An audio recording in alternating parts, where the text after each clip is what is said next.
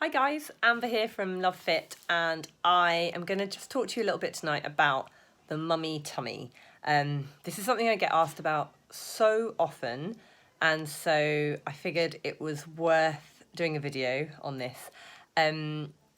Okay, so the thing that happens with a lot of women, especially a while after they've had babies, so maybe we're talking a year, 2 years, 3 years, 5 years, they'll train, they'll try to eat well, they'll do lots of exercise, and they'll notice some wonderful improvements in their body. Their energy levels might be better, all of these things. And I'll have a lot of people who they'll notice like their thighs slim down, their legs are more shapely, their arms start to take on shape, feeling really good. And yet they'll say, Amber, why is my tummy still not responding? Why does it not feel connected? So there's a number of reasons here, okay, and this is unique to each individual. So there isn't a blanket answer, but here are some of the things that could be going on. Okay, so first and foremost, and probably most of you will have guessed this, that tummy pooch could still be down to an enduring diastasis. Okay, so a separation of the diastasis, of the rectus abdominis muscles. Okay, now I don't want to go too much off on a tangent about that. I can talk separately about it. I think most of you know already about what this abdominal muscle separation is.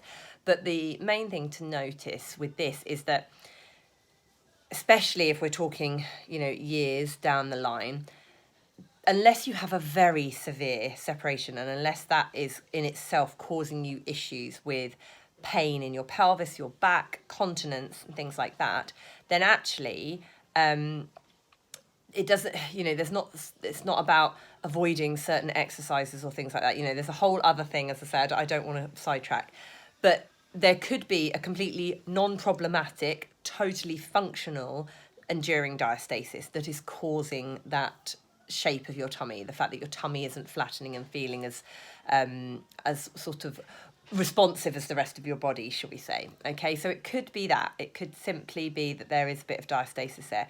What do you do about that in that case? Well, in some cases, I am very sorry to say, but I like to be real. In some cases, that separation doesn't ever fully go back together. And I hold my hands up to that as a coach who specialises in postnatal and pelvic health and women's bodies. And I have a nearly 5.5-year-old child, and I still have a 2-finger diastasis. My tummy will never be flat again. It just won't.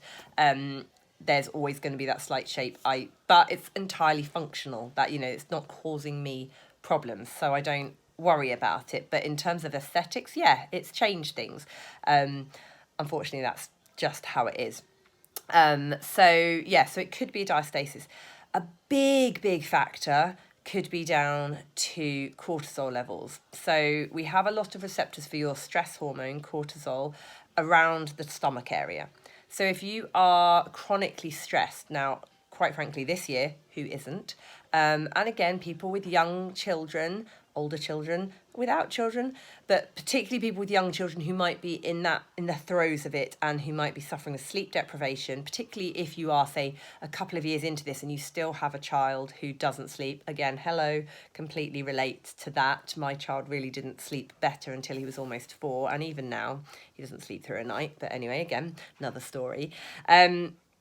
But my point there is that if you have chronic stress in the form of sleep deprivation, general world pandemic, things like that, that is going to mean that your cortisol levels are chronically elevated. And that can mean you store fat around your tummy.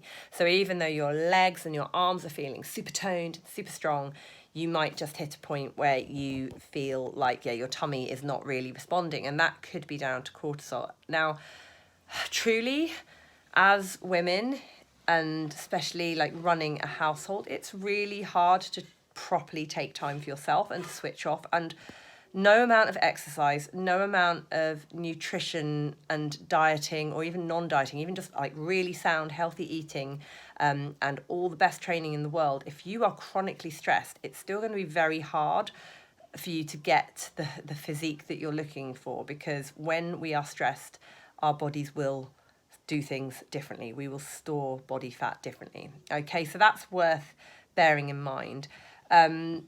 Other things are that maybe your eating habits have just changed since having a kid. Maybe you do that thing where you finish their leftovers. Maybe you go out, okay, maybe not at the moment, especially in light of very recent news, but maybe you go out more with your mum friends and grab coffee and cake a little bit more regularly than you used to. So it could be down to nutrition, and that's what's going on with the tummy. But normally this mummy tummy that people talk about is usually down to muscles that are separated and haven't quite fully connected.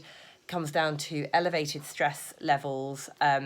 Those are some of the biggest things. It's often a lot more about the lifestyle factors.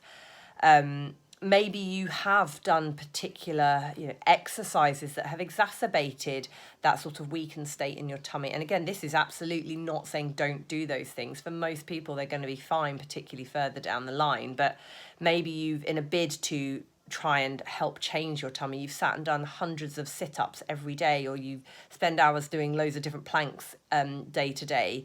And maybe if your core is feeling that little bit weaker, if you haven't regained that connection just yet, maybe that's actually not helped your problem. The other thing, and I have spoken about this in another video, I think it's entitled "Do You Suck Your Tummy In?" But if you go around holding your tummy because you're concerned about how it feels, we increase the pressure in our core. And ultimately, that actually does the complete opposite to our muscles. You can't hold stuff in. The muscles eventually have to let go. And when they do, that imbalance in the muscles is there, and that imbalance through the body. So the big takeaway from this is to try to practice just letting go. Let go of your tummy. Let your tummy hang out, however it looks. Don't hold it in. Secondly, try to let go of some of your stresses. Try and take some time for you. God, that's so hard. It's so hard. But if you can, once you start sort of looking at those things and you really sort of tackle the lifestyle stuff, that might start to have the biggest impact.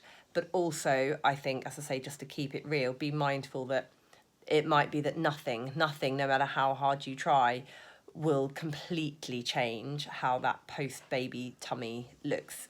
There will be some changes for most people, and that's okay too. But I totally get it, especially when you've noticed that like arms, legs are feeling much better, and you just feel like this bit around the middle is maybe not quite as you wanted it. Okay, so I hope that's helpful. I hope that makes sense. And yeah, there's just some things to think about. And know also, actually, so one big thing is know that you're not alone. I hear so many women say it, Amber, I just can't quite change my tummy. I'm really pleased with what my legs are doing. I'm really pleased with how strong I am. I'm really pleased with how my arms are looking. So you are totally not alone. It's really, really common, and it is a really common issue. But tackle the lifestyle stuff first, and I think you'll find that makes the biggest difference. All right, I'm going to leave it there. Do shout if you've got any extra questions. Thanks a lot for listening. Bye.